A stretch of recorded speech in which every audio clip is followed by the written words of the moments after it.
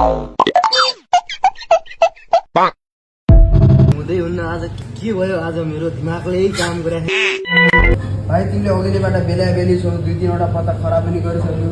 तिमीले क्याम्पस गरे अघि बेल्न खोजिरहेको के हो कुरो यो अब 2-3 चोटि बेलिसक्यो तिमीले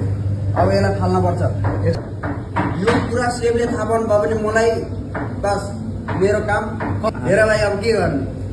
ए सेफ विशाल किन रिसाइरहेको भाइले के हो अरे सेप 2-3 वटा बेलेर खराब गरिसके भाइले त्यही भएर यसो यसरी बेल्ने भनेर नयाँ भाइ हो भने जोइनिङ गरेको बेला हो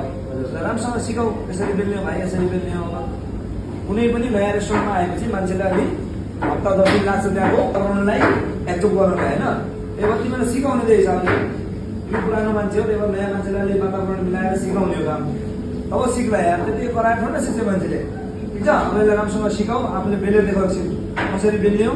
सिक्छ भने सिकाऊ भने ल हेर मधु भाइ हेर है यस्तो गर्ने के गर्दैन के बाबु यस्तो गर्ने हो अनि यस्तो निकाल्ने हो सबै हेर त बग्दैन किन यस्तो कुन यस्तो गर्नु केही गर्नु पर्दैन बाबु यस्तो गर्ने हो तर बग्दैन ठिक छ नि अब यसरी सिकाउने भाइलाई बग्दैन अब नेक्स्ट भिडियोमा